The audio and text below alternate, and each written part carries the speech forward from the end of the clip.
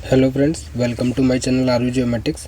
आज हम जो इस लेक्चर में देखेंगे वो हम इंजीनियरिंग मैथमेटिक्स की 4 यूनिट मैंने आपको करा दिया है। 5th यूनिट, 6th यूनिट और 7th यूनिट हम स्टार्ट करेंगे, जिसके अंदर हमारे पास जो मेन टॉपिक्स है कोरिलेशन एंड रिग्रेशन एनालिसिस है, या इनके जो भी कोफिशिएंट्स क्या होते हैं उनकी कैलकुलेशन है। उसके बाद हमारे पास लीस्ट स्क्वायर एडजस्टमेंट कैसे करते हैं इक्वेशंस का, और काई स्क्वायर टेस्ट है हमारे पास। तो हमारे पास काई स्क्वायर टेस्ट भी हम पढ़ेंगे 7th यूनिट में। तो हम सबसे पहले देखेंगे correlation and regression 5th unit, जिसके अंदर हमारे पास एक चीज़ और होती है कोवेरिएंस, उसको भी देखेंगे। और इससे रिलेटेड जितने भी न्यूमेरिकल्स हैं और जो भी फार्मूला हम उसमें अप्लाई करेंगे और अच्छे से समझेंगे। उसके साथ साथ हमारे पास मैंने इसमें इंक्लूड किया है कि जो भी हमारे पास प्रीवियस ईयर्स में जो क्वेश्चन पूछे गए थे गेट में, इनके बेस पे न्यूमेरिकल, वो भी मैंने इंक्लूड किए हुए हैं। तो हम स्टार्ट करते हैं सबसे पहले यूनिट 5 कोरिलेशन एंड रिग्रेशन। तो उसके अंदर मैंने बताया था कि कोवेरिएंस हम पढ़ेंगे। इसमें आपको जो याद रखना है वो हमारे पास फार्मूला है, कि हमारे पास एक बार फार्मूले जो भी हमें पता है उनको अप्लाई और इम्प्लीमेंट कैसे किया जाए इक्वेशंस में, या फिर जो भी क्वेश्चन आएगा हमारे पास फार्मूला पता है लेकिन उसको अप्लाई करना नहीं आता है। तो पहले हम फार्मूला के बारे में समझेंगे, फिर उसके बाद न्यूमेरिकल्स देखेंगे। और हो सकता है कि लास्ट ईयर उससे रिलेटेड न्यूमेरिकल आया हो, तो अभी हो सकता है कि गेट 2023 में हमारे पास उस बेसिस पे थ्योरी भी आ जाए, कि मीन्स 1 मार्क्स क्वेश्चन में उससे रिलेटेड कि हमारे पास अगर कोरिलेशन है तो उसका सिग्निफिकेंस क्या है, लिमिटेशन क्या है, तो वो भी मैंने इसमें थ्योरी बेसिस भी कवर की गई है। और साथ के साथ हमारे पास न्यूमेरिकल पार्ट तो मैंने कवर किया ही है। तो सबसे पहले देखते हैं हम कोवेरिएंस। कोवेरिएंस क्या है हमारे पास, कि जो भी हमारे पास डेटा होता है, जैसे हमारे पास गिवन डेटा होता है एक्स और वाई का 2 वेरिएशन का, तो एक एग्जांपल लेके समझते हैं, उसके बाद फिर हम डेफिनेशन देखेंगे तो हमें समझ आ जाएगा। तो जैसे अगर हमारे पास कोई भी एग्जांपल दे रखा है कि कोई भी पीपल्स है, जो कि 10 पीपल है, ABCDEFGHIJ, ये हमारे पास 10 पीपल है, और उनके मार्क्स है हमारे पास, मैथ्स के मार्क्स दे रखे हैं हमारे पास और फिजिक्स के मार्क्स दे रखे हैं। आउट ऑफ कितने दे रखे हैं हमारे लिए इम्पोर्टेंट नहीं है, बस हमारे पास ये डेटा गिवन है। ये हमारे पास मैथ्स के मार्क्स हैं और ये हमारे पास फिजिक्स के मार्क्स हैं। तो अगर हम इन दोनों को, इसको एक्स एक्सिस के ऊपर और इसको वाई एक्सिस के ऊपर अगर हम प्लॉट करते हैं, तो ये हमारे पास प्लॉट्स है जो गिवन है, हमारे पास डेटा है। तो हमारे पास पहला पॉइंट्स क्या हो गया, x20 y30। तो x20 हमारे पास है, x20 है, और y हमारे पास 30 है। तो ये वाला पॉइंट जो है ये वाले कोऑर्डिनेट को दिखाता है। तो ऐसे ही अगर हमने पूरे डेटा को प्लॉट कर लिया, उसके बाद अगर देखें डेफिनेशन क्या होती है कोवेरिएंस की, तो ये जो फिगर है, ये जो डायग्राम है, वो हमारे पास डेटा का प्लॉट है हमारे पास एक्स और वाई ग्राफ के ऊपर। तो कोवेरिएंस क्या होता है हमारे पास, an attempt to quantify the tendency to go from bottom left to the top right is to evaluate the expression. तो जो भी हमारे पास डेटा है बॉटम लेफ्ट से लेके टॉप राइट के ऊपर, उसको हमें क्वांटिफाई करना है डेटा को। तो वो उसको क्या है, कोवेरिएंस की ज़रूरत पड़ती है।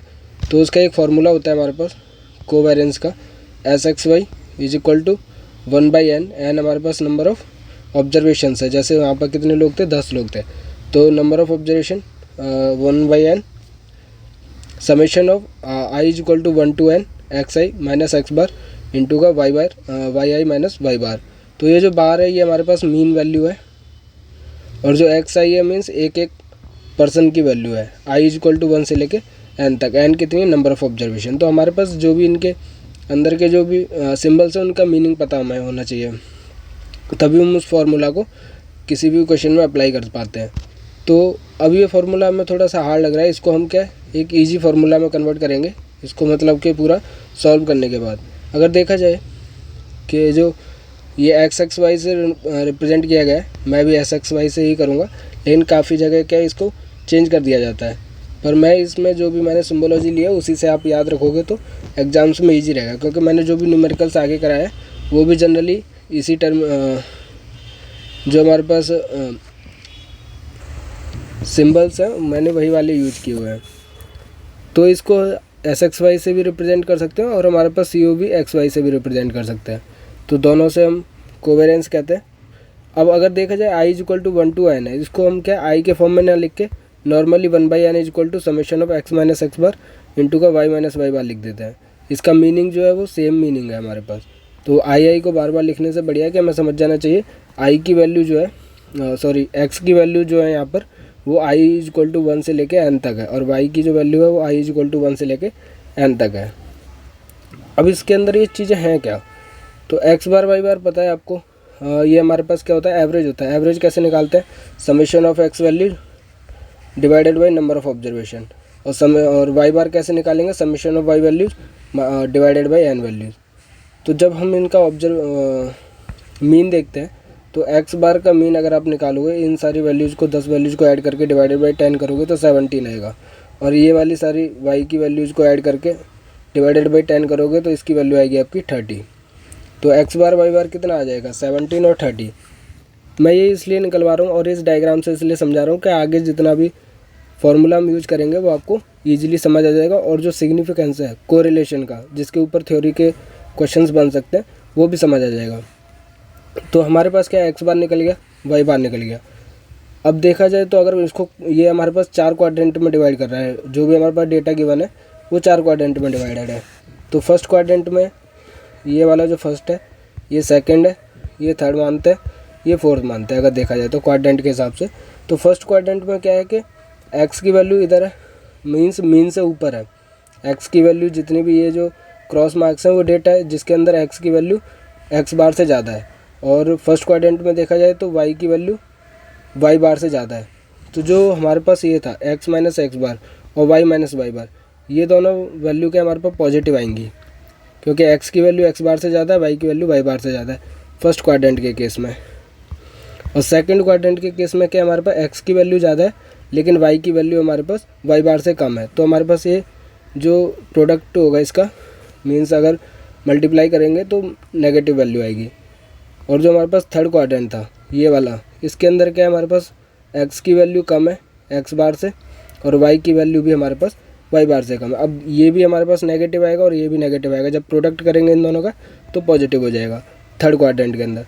फोर्थ क्वाड्रेंट के अंदर देखा जाए तो x की वैल्यू, ये जो x की वैल्यू होगी x बार से कम होगी, और y की वैल्यू जो होगी y बार से ज़्यादा होगी। तो फोर्थ क्वाड्रेंट में जो प्रोडक्ट आएगा वो नेगेटिव आएगा।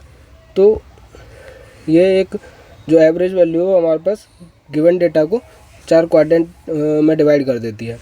उसके बाद अगर इस वाले इक्वेशन को सिंप्लीफाई किया जाए, मीन्स x को x बार मीन्स ये जो ब्रैकेट की वैल्यू है इसके साथ मल्टीप्लाई की जाए, तो इसको ऊपर पूरा ओपन करके ब्रैकेट को फिर समेशन का यूज करके अगर इसको सिंप्लीफाई में करेंगे तो ये फार्मूला आएगा हमारे पास। और ये दोनों फार्मूला सेम है, मीन्स इन दोनों की वैल्यू चाहे आप ऐसे यूज कर लीजिए फार्मूला को या फिर ऐसे कर लीजिए, वो सेम ही आना है। और ये किसके बराबर था, हमारे पास SX/y के बराबर था, ये याद रखना है। तो हमारे पास जो फार्मूला अभी जो हमें मेन याद रखना है वो ये याद रखना है कि SX/y is equal to, means covariance is equal to 1/n summation of XY minus x bar into Y बार।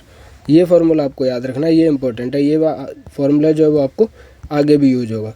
अब इसमें टर्मिनोलॉजी है क्या, कैसे निकालते हैं ये समेशन ऑफ XY का मतलब क्या है, हमारे पास कुछ लोगों को पता नहीं होता तो मैं बता देता हूँ कि हमारे पास जैसे x की वैल्यू हमारे पास गिवन है, ये जितनी वैल्यू जो x की गिवन है y की वैल्यूज गिवन है, अगर हम इसको मल्टीप्लाई करके एक हमारे पास XY की वैल्यू आएगी, इसको XY, इसको मल्टीप्लाई करेंगे XY, तो जितनी भी x की वैल्यूज है उसको y से मल्टीप्लाई करेंगे, और फिर जो भी हमारे पास मीन्स हमने यहाँ पे लिख ली वैल्यू जो भी आ रही है, फिर जो नीचे की वैल्यूज है उन सभी वैल्यूज़ को ऐड कर देते हैं, तो वो हमारे पास समेशन ऑफ XY कहलाता है। और 1/n क्या है, हमारे पास नंबर ऑफ ऑब्जर्वेशन। x बार हमारे पास क्या एवरेज है, एवरेज कैसे निकालते हैं, summation of x divided by n। और y बार कैसे निकालते हैं, summation of y divided by n। तो मैं वही बताना चाह रहा हूँ आपको कि जो भी फार्मूला हम यूज करते हैं उसका मीनिंग हमें पता होना चाहिए कि उसको इम्प्लीमेंट कैसे करना है, उसके अंदर जो भी टर्मिनोलॉजी यूज हो रही है वो उसका मतलब क्या है हमारे पास। उसके बाद हम देखते हैं सॉल्यूशन इसका। तो इसके अंदर जो हमें निकालना था वो हमें कोवेरियंस निकालना था। कोवेरियंस का फॉर्मूला हमारे पास था 1/n summation of XY minus x bar into Y bar. तो x बार 17, y बार 30 आया था, और n हमारे पास 10 है, और अगर हम इन डेटा को मल्टीप्लाई करके ऐड करेंगे तो 5313 आएगा। तो इससे हमारे पास जो कोवेरियंस की वैल्यू आ गई वो कितनी आ गई, वो हमारे पास आ गई 21.3। तो एस एक्स वाई की वैल्यू कितनी हो गई 21.3। इसका मतलब क्या है कि S X Y is greater than 0 means positive value आती है। Indicate the points follow a trend with a positive slope. तो अगर पॉजिटिव आती है वैल्यू 0 से ज़्यादा आती है तो जो पॉइंट्स का जो वेरिएशन होता है वो हमारे पास जो ट्रेंड फॉलो कैसे करेगा, पॉजिटिव वाला करेगा। The size of number however conveys little as it is can easily be altered by a change of.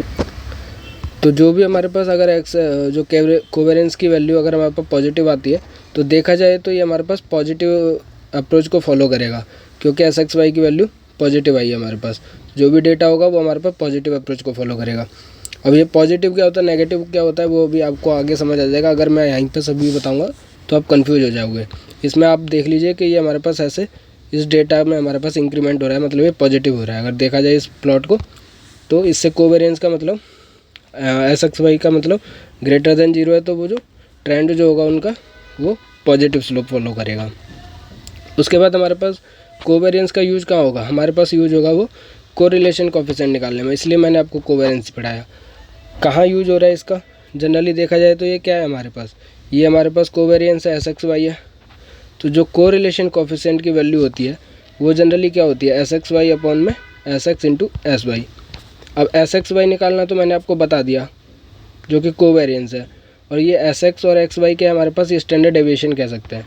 तो स्टैंडर्ड डेविएशन निकालने का जो फॉर्मूला है वो है 1/n summation of x square minus x bar का होल स्क्वायर अंडर रूट, और S Y भी एक्स की जगह वाई रख दोगे आप तो वाई स्क्वायर का summation into 1/n minus Y bar का whole square under root.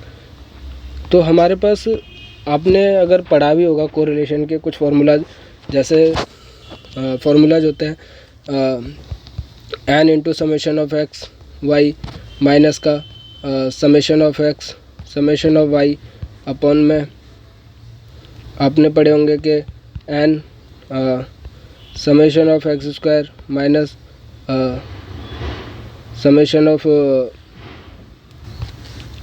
Summation of X का होल स्क्वायर। तो ये फार्मूला जो है अगर इसको सिंप्लीफाई करके लिखा जाए तो ये सेम फॉर्मेट है हमारे पास। ये वाला कहाँ यूज होता है, ये वाला कहाँ यूज होता है वो आगे पता चल जाएगा, लेकिन जो मैं फार्मूला पढ़ा रहा हूँ अगर आप ये वाला फार्मूला याद रख दो तो मेरे हिसाब से इजी रहेगा। मैं आपको एक इजी वे में पढ़ा रहा हूँ। तो जब भी आपको गेट एग्जाम या फिर किसी भी एंट्रेंस एग्जाम में कोरिलेशन निकालने के लिए आए तो आप ये वाला फार्मूला याद रखिए, एस एक्स वाई अपॉन में S X into S Y. इसके अंदर कौन सी क्या चीज़ है वो चीज़ आपको पता होनी चाहिए। एस एक्स वाई कैसे निकालेंगे उसका ये फार्मूला है 1/n एक्स वाई का समेशन माइनस एक्स बार वाई बार, और जो एस एक्स है स्टैंडर्ड डेविएशन एक्स के लिए वो ये फार्मूला है, एस वाई का क्या है ये फार्मूला है। अब इसके अंदर जो टर्मिनोलॉजी यूज हो रही है वो कैसे निकालते हैं हम, अगर इसका एक डायग्राम एग्जाम्पल देखा जाए तो आपको थोड़ा इजी हो जाएगा। तो मैं आपको सीधा एग्जाम्पल के ऊपर ले जाता हूँ पहले, उसके बाद हम ये चीज़ समझते हैं। तो ये सीधा मैं आपको एग्जाम्पल के ऊपर ले आया हूँ जो कि हम आगे समझेंगे, बट मैं अभी स्किप किया हूँ बीच में कुछ चीज़ें जिससे कि आपको बीच में कन्फ्यूजन ना हो। तो हम वो जो टर्मिनोलॉजी यूज कर रहे थे कोरिलेशन कोफिशिएंट निकालने के लिए वो क्या क्या था, एक्स और वाई तो हमारे पास गिवन डेटा होगा हमारे पास, उसके बाकी की चीज़ें हमें निकालनी पड़ेंगी। सबसे पहले एक्स स्क्वायर कैसे निकालेंगे, जो एक्स का डेटा है जैसे 1 है तो उसका स्क्वायर कर दिया, 2 का स्क्वायर, 3 का स्क्वायर, तो जो भी हमारे पास एक्स का डेटा होगा उसका स्क्वायर करके लिख दिया। उसके बाद क्या है हमारे पास वाई का स्क्वायर, तो हमारे पास वाई स्क्वायर कैसे निकालेंगे, जो वाई का डेटा है उसके स्क्वायर को कर दिया हमने तो ये लिख दिया। उसके बाद क्या हमारे पास एक्स वाई हमारा यूज हो रहा था तो ये जो एक्स इंटू वाई कर दिया, 1 इंटू 9 आ गया, 2 इंटू 8 16 हो गया, 3 इंटू 10 30 हो गया। तो आपको चीज़ें समझ होनी चाहिए कि फार्मूला के अंदर जो भी टर्मिनोलॉजी यूज हो रही है कैसे हो रही है। अब समेशन का मतलब क्या है कि अगर आप समेशन ऑफ एक्स का मतलब है कि इसको डेटा को ऐड करोगे 1 2 3 4 5 6 7 को ऐड करके लिखोगे तो समेशन ऑफ एक्स कितना आ जाएगा हमारे पास 28 आ जाएगा। आप देख लीजिए खुद से ऐड करके 1 + 2 3 + 3 6 + 4 10 + 5 15 + 6 21 + 7 28। वैसे ही हमारे पास समेशन ऑफ वाई लिखोगे तो जो भी वाई की टेबल के अंदर है, रो कॉलम के अंदर है, उस डेटा को ऐड कर दोगे तो 77। तो समेशन ऑफ वाई का मतलब पता चल गया आपको, समेशन ऑफ एक्स का मतलब पता चल गया। फिर हमारे पास समेशन का मतलब है जो भी उस कॉलम के अंदर है उस डेटा को ऐड कर देना। तो समेशन ऑफ एक्स स्क्वायर कैसे निकालोगे, इस कॉलम के डेटा को ऐड कर दोगे, समेशन ऑफ वाई स्क्वायर निकालोगे। वैसे ही मैंने जो आपको बार बार समझा रहा था कि एक्स वाई का समेशन मीन्स क्या था, पहले प्रोडक्ट निकालो और फिर जो भी उसके अंदर डेटा आएगा उसको ऐड कर दो, तो समेशन ऑफ एक्स वाई निकल गया। और जो एवरेज निकाल रहे थे हम क्या है कि summation of X divided by number of observation, number of observation कितनी है 7, तो डिवाइडेड बाई 7, तो एक्स बार निकल जाएगा हमारे पास। एक्स बार निकालने के लिए क्या है हमारे पास, summation of X divided by N, number of observation. Number of observation कितनी है 1 2 3 4 5 6 7, ये एक्स की वैल्यू नहीं बता रहा मैं, ऑब्जर्वेशन बता रहा हूँ। टोटल नंबर ऑफ ऑब्जर्वेशन कितनी है 7। तो एवरेज निकालने के लिए क्या है 28/7, और वाई बार निकालने के लिए कितना है, वाई की वैल्यू एवरेज निकालने के लिए 77/7। तो मैं ये आपको जो भी टर्मिनोलॉजी यूज़ करूँगा अब आप विजुअलाइज कर लेना कैसे चीज़ें निकलती हैं, तो आपको आगे भी फ़ायदा होगा उसका। फिर हम वापस वहीं पे चलते हैं कोरिलेशन कोफिशिएंट पे। तुम जैसे कि पढ़ रहे थे, ये R is equal to S X Y is divided by S X into का एस वाई, ये फार्मूला आपको याद रखना है जो कि बहुत आगे काम में आएगा। तो हमारे पास एस एक्स कैसे निकालेंगे, अब ये मैंने आपको समझा दिया है, एक्स स्क्वायर का समेशन कैसे निकालते हैं ये। तो एस एक्स एस वाई निकाल सकते हो आप इजीली, उसके बाद एस एक्स वाई भी निकाल सकते हो, बस हमें डेटा कौन सा पता होना चाहिए, एक्स और वाई की वैल्यू पता होनी चाहिए, तो उससे कोरिलेशन कोफिशिएंट निकल जाएगा हमारे पास। जैसे कि हमारे पास एक्स और वाई की वैल्यू जो फर्स्ट एग्जांपल था उसी का ही है। अगर इसका कोरिलेशन कोफिशिएंट निकाला जाए तो सबसे पहले हमने ये जो वैल्यू थी हमने निकाल ली थी, कोवेरियंस 21.8 आया था। वैसे ही हमारे पास तो जो आया था हमारे पास वो 21.3 आया था, सॉरी 21.8 नहीं आया था, जो कोवेरियंस मैट्रिक्स आई थी एस एक्स वाई वो हमारे पास 21.3 आया था जो हमने सॉल्व किया था। उसके बाद हमारे पास नीचे क्या है S X into S Y. S X कैसे निकालेंगे हमारे पास, ये एक्स स्क्वायर का समेशन इंटू का 1/n माइनस का एक्स बार का स्क्वायर, तो इसकी वैल्यू आई 6। ऐसे ही एस वाई निकालेंगे तो 5 वैल्यू आई, तो इसको डिवाइडेड बाई 5 इंटू 6 करेंगे तो जो ये तो एस एक्स वाई है, तो इसको divided by S X into S Y करेंगे तो आर की वैल्यू कितनी आ जाएगी हमारे पास 21.3 इज डिवाइडेड बाई 30, तो आर की वैल्यू हमारे पास 0.71 आ जाएगी। अब ये आर जो आया हमारे पास 0.71, ये क्या है, ये हमारे पास है कोरिलेशन कोफिशिएंट। इसका मतलब क्या है, इसका सिग्निफिकेंस क्या है, वो चीज़ देखते हैं हम। वैल्यू तो हम निकाल सकते हैं इजीली, अगर न्यूमेरिकल पार्ट आया तो उस फॉर्मूले से डायरेक्ट पुट करके निकाल सकते हैं, लेकिन हमारे पास इसका सिग्निफिकेंस क्या है वो देख लेते हैं। जनरली इस चीज़ को आप याद रखिए कि जो कोरिलेशन कोफिशिएंट होगा उसकी वैल्यू जो है हमारे पास बस -1 से लेके 1 तक हमारे पास वेरी करेगी, मीन्स -1 से कम नहीं हो सकती वैल्यू और ना 1 से ज़्यादा हो सकती है। तो इसका भी हमारे पास लास्ट ईयर एक गेट में क्वेश्चन आया था जिसका इनडायरेक्टली इस चीज़ का यूज़ था, वो कैसे यूज़ था मैं आपको क्वेश्चन के टाइम पर समझाऊंगा। तो हमारे पास जो कोरिलेशन कोफिशिएंट है वो वेरी करता है हमारे पास -1 से लेके 1 तक का। तो एक चीज़ तो ये याद रखिए। अब इसका मतलब क्या है कि अगर हमारे पास आर की वैल्यू -1 है या आर की वैल्यू 0 है या आर की वैल्यू 1 है तो उसका मीनिंग क्या है, तो वो देखते हैं कि आर इज इक्वल टू 1 आता है हमारे पास। वैसे हमारे पास आर की वैल्यू कितनी आई है 0.71, इसका भी सिग्निफिकेंस देखेंगे कि इतनी आई तो इसका मतलब क्या है। सबसे पहले हमारे पास जो इंपॉर्टेंट है वो देख लेते हैं कि आर की वैल्यू 1 का इंडिकेट क्या करता है कि all the points lie exactly on A straight line with positive gradient. Positive 1 है तो पॉजिटिव ग्रेडियंट, और आर इज इक्वल टू 1 है इसका मतलब जितना भी डेटा है वो सारा का सारा एक स्ट्रेट लाइन को फॉलो करता है। और आर इज इक्वल टू -1 का क्या मतलब है, gives the same information while a line having negative gradient. तो अगर आर की वैल्यू -1 है तो ग्रेडियंट क्या नेगेटिव होगा, और उसके अलावा जो डेटा होगा वो एक स्ट्रेट लाइन पर ही फॉलो करेगा। उसके बाद हमारे पास R is equal to 0। R is equal to 0 का मतलब है there is no connection at all between 2 data sets.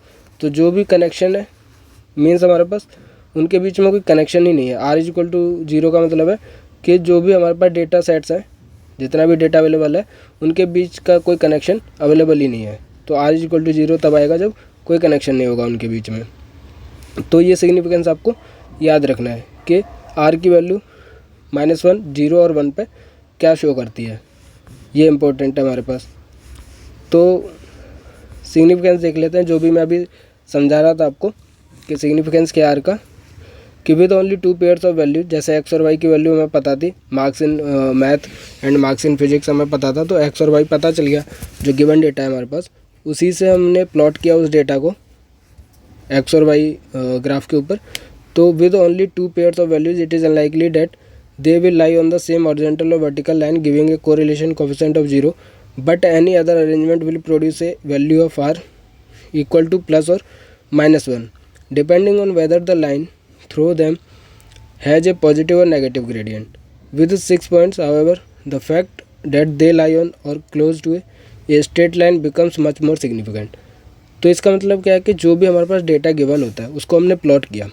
अब प्लॉट कर रहे हैं, अगर वो हमारे पास एक स्ट्रेट लाइन में को फॉलो कर रहा है या close to a straight line है, तो इसका मतलब उसके अंदर कोई रिलेशन है। अब रिलेशन है तो हमारे पास जो कोरिलेशन कोएफिशिएंट आर की वैल्यू है वो कुछ ना कुछ आएगी। अगर 0 आई है तो कोई रिलेशन ही नहीं है उनके बीच, अगर 1 आ गई है तो मतलब कि वो एक ही स्ट्रेट लाइन पर है, +1 आई है तो वो पॉजिटिव है ग्रेडियंट उसका, -1 आई है तो मतलब कि -1 है।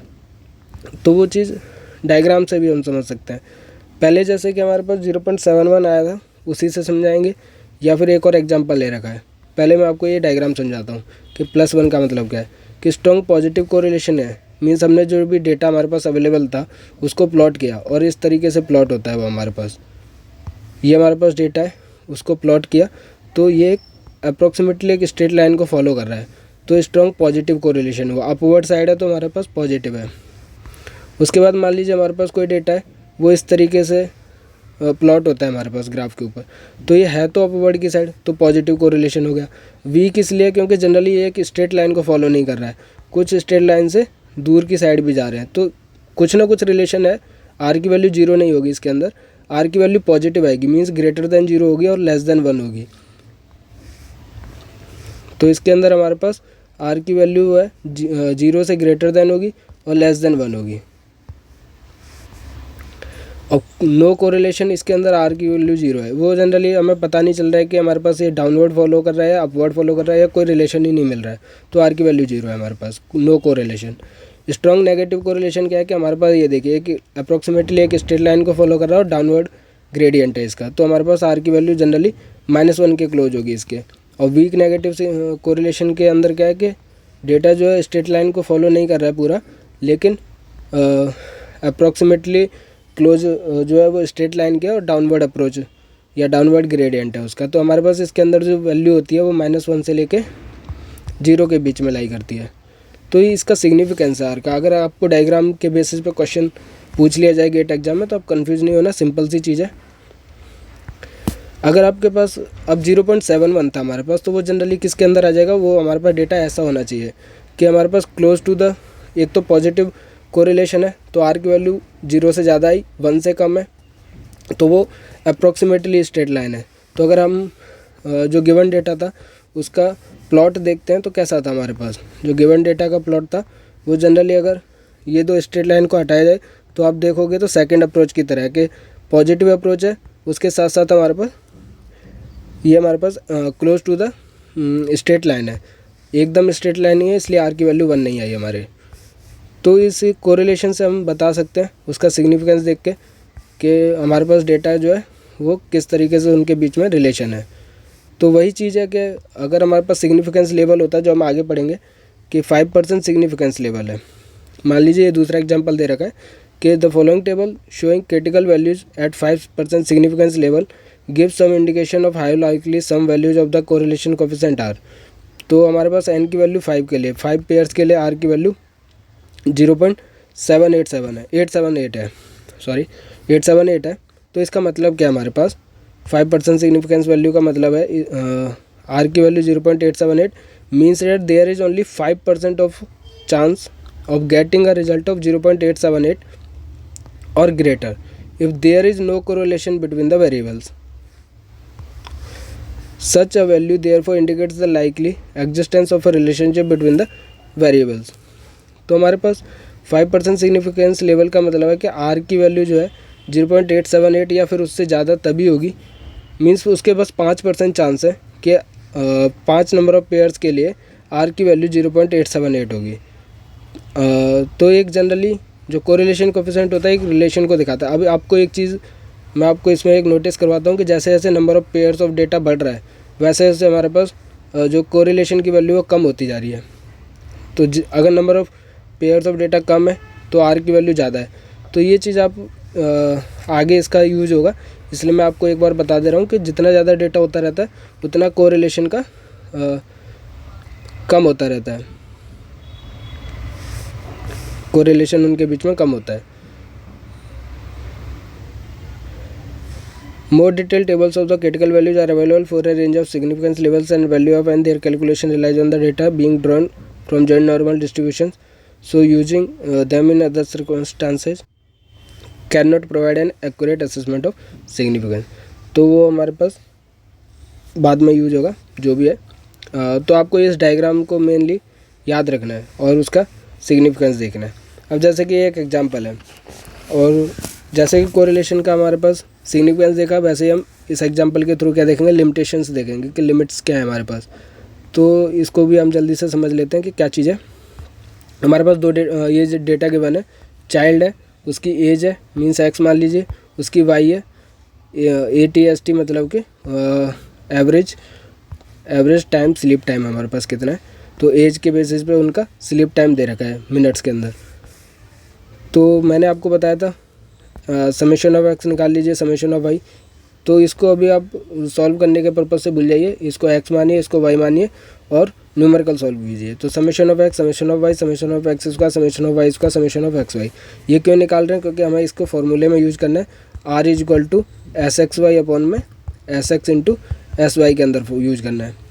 तो सबसे पहले हम एस एक्स निकाल लेते हैं, एस वाई निकाल लेते हैं, एस एक्स वाई अलग अलग निकाल लेते हैं। फिर उससे हम क्या कोरिलेशन कोफिशिएंट निकाल लेते हैं। तो कोरिलेशन कोफिशिएंट जो है इसके अंदर आया माइनस का 0.481। तो एक चीज़ याद रखनी है, माइनस आ रहा है, इसका मतलब ये जो फॉलो करेगा वो डाउन ग्रेडियंट को फॉलो करेगा। अगर हम इसका प्लॉट करते हैं तो ये जो डेटा होगा वो डाउन ग्रेडियंट अप्रोच को फॉलो करेगा। कौन सा है हमारे पास? ये जनरली इसको फॉलो करेगा, क्योंकि वैल्यू जो है -1 और 0 के बीच में है, तो वो वीक नेगेटिव कोरिलेशन रहेगा। तो इसका अगर देखें, आर की वैल्यू हमारे पास आई माइनस का 0.481। इसका सिग्निफिकेंस क्या है कि this indicates weak negative correlation. मैंने आपको पहले बता दिया और डायग्राम में बता दिया कि इसके डेटा को प्लॉट करोगे तो आप वीक नेगेटिव कोरिलेशन मिलेगा आपको। इसका मतलब क्या है? अभी जो हाइपोथेसिस का जो कंडीशन है स्टैटिस्टिकल एनालिसिस कहते हैं, जो कि हमारे गेट सिलेबस में भी है। तो इसका एक तो काई स्क्वायर टेस्ट में भी यूज होगा। तो अभी हम समझ लेते हैं। तो यहाँ तक तो आपको समझ आ गया होगा वीक नेगेटिव कोरिलेशन क्यों कह रहे हैं उसको। But to apply a significance test the null and alternative hypothesis need to be defined H naught. तो इसको नल और अल्टरनेटिव हाइपोथेसिस कहते हैं। एच नॉट माना कि आर इज इक्वल टू 0 है, H1 माना कि R is not equal to 0 है। सिग्निफिकेंस लेवल कितना है? 5% है। तो using the table of the critical values in the appendix for n is equal to 12 R critical is equal to plus minus 0.576 that is critical value where H naught is rejected is minus का 0.576 and R is greater than 0.576। Since R is equal to minus 0.481 there is insufficient evidence to reject the null hypothesis. इसका क्या मतलब है मैं भी समझाता हूँ आपको। तो जब हम इस एग्जाम्पल का स्टैटिस्टिकल एनालिसिस करते हैं तो सबसे पहली चीज़ हम मानते हैं दो चीज़ें। एक तो हमारे पास नल हाइपोथेसिस। नल हाइपोथेसिस का मतलब क्या है कि कोई रिलेशन है नहीं उनके बीच में। R is equal to 0, H naught है आर इज इक्वल टू 0 पे, और H1 है हमारे पास R is not equal to 0। अब जैसे कि मैंने आपको लास्ट टाइम जब मैं समझा रहा था तो आपको एक टेबल दिखाई थी। टेबल में क्या था? हमारे पास नंबर ऑफ़ पेयर्स कितने थे? 10 थे, और हमारे पास आर की वैल्यू थी 0.632। और मैंने चीज़ बताई थी कि नंबर ऑफ़ पेयर्स बढ़ेंगे तो आर की वैल्यू हमारे पास कम होती रहेगी। तो जैसे जैसे हमारे पास जो नेक्स्ट एग्जाम्पल है उसके अंदर हमारे पास जो नंबर ऑफ़ पेयर्स का डेटा है वो हमारे पास है 12 है। तो इसका मतलब हमारे पास 0.632 से कम वैल्यू होगी उसकी। तो मैं आपको बता रहा हूँ, ऐसे जो एक टेबल होती है जिसके अंदर 5% सिग्निफिकेंस लेवल पे और नंबर ऑफ़ पेयर से आर की वैल्यू हमें मिल जाती है। तो जब आप टेबल में देखोगे तो इसके अंदर कितने डेटा है हमारे पास जो डेटा है गिवन है वो टोटल नंबर ऑफ डेटा कितने पेयर्स वो 12 है। तो उसके लिए 5% सिग्निफिकेंस लेवल पे टेबल के अंदर देखेंगे जिसको हम क्रिटिकल वैल्यूज़ कहते हैं, तो उसकी वैल्यू आपको मिलेगी 0.576। अब 0.576 का मतलब क्या है कि जो हमारे पास हमने नल हाइपोथेसिस को माना H0, वो हमारे पास रिजेक्ट हो जाएगी इस क्रिटिकल रीजन के अंदर। तो R is less than reject हो जाएगी, रिजेक्ट नहीं होगी, वो एक्सेप्ट हो जाएगी। रिजेक्ट कहाँ होगी? जब वो इस क्रिटिकल रीजन के अंदर लाई नहीं करेगी। तो हमारे पास R इज़ लेस देन -0.576 या फिर R इज़ ग्रेटर देन 0.576, तो हमारे पास H0 रिजेक्ट होगी। अगर वो क्रिटिकल रीजन के अंदर है तो वो एक्सेप्ट हो जाएगी। तो इसका मतलब क्या है? हमारे पास जो वैल्यू आई वो हमारे पास आई -0.481, जो कि लेस देन माइनस का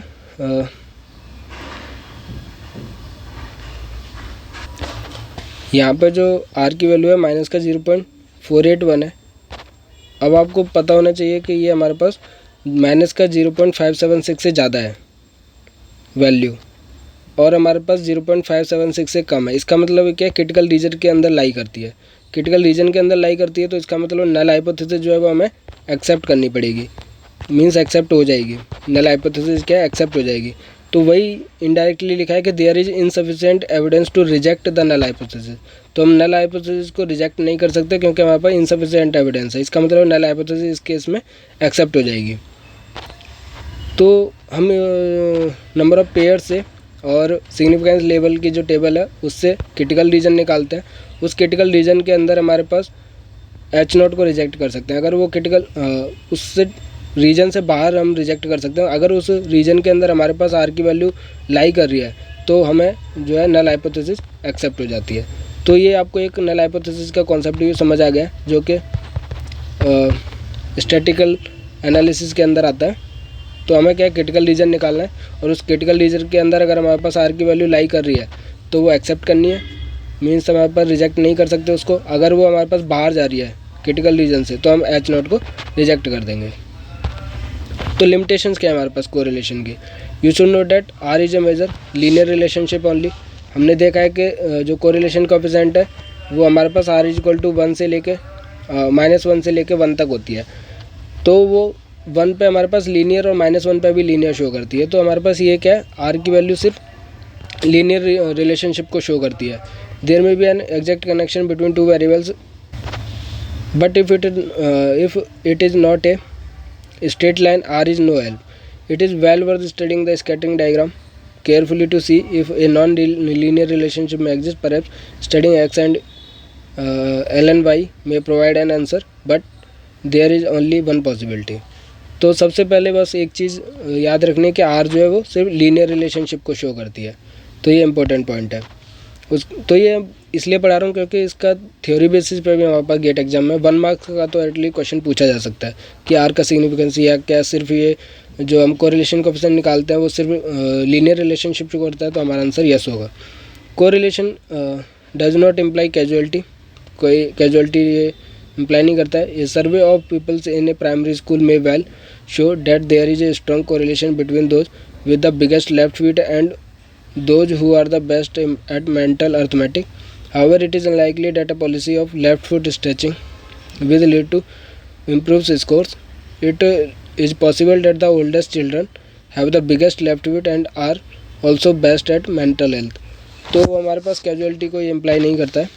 जो भी कैजुअलिटी होती है उसके लिए भी ये इम्प्लीकेशन नहीं देता है। उसके बाद हमारे पास ये वाला डायग्राम है। तो ये वाला डायग्राम क्या है? एन अनयूजुअल और freak result may have a strong effect on the value of R. What value of R would you expect if point P were omitted on the in the scatter diagram opposite? तो इसका मतलब क्या है? अगर आपके पास कोई ऐसा data है कि सारा डेटा यहाँ पे हमारे पास प्लॉट हो रहा है और एक पॉइंट यहाँ पे प्लॉट हो रहा है, तो हम इससे क्या है स्ट्रॉन्ग इफेक्ट डाल सकता है, क्योंकि हमें पता नहीं चल रहा है इससे कि कौन सा कोरिलेशन है। तो R की वैल्यू जो है बहुत ज़्यादा वेरी कर जाएगी इस एक पॉइंट की वजह से। तो हमारे पास जो भी अनयूजुअल फ्रीक आता है इसके अंदर तो वो स्ट्रॉन्ग इफेक्ट डालता है R की वैल्यू पे। हमारे पास हो सकता है R की वैल्यू 1 के बहुत क्लोज हो जाए, या फिर मीन्स उससे बहुत ज़्यादा अफेक्ट होगा R की वैल्यू अगर कोई भी अनयूजुअल डेटा हमारे पास अवेलेबल है तो।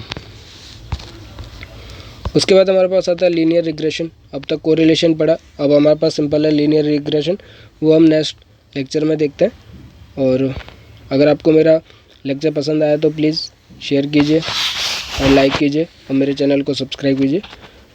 आप मेरे साथ टेलीग्राम पर भी जुड़ सकते हो, जिसका लिंक जो है आपको वीडियो के डिस्क्रिप्शन में मिल जाएगा। Thank you.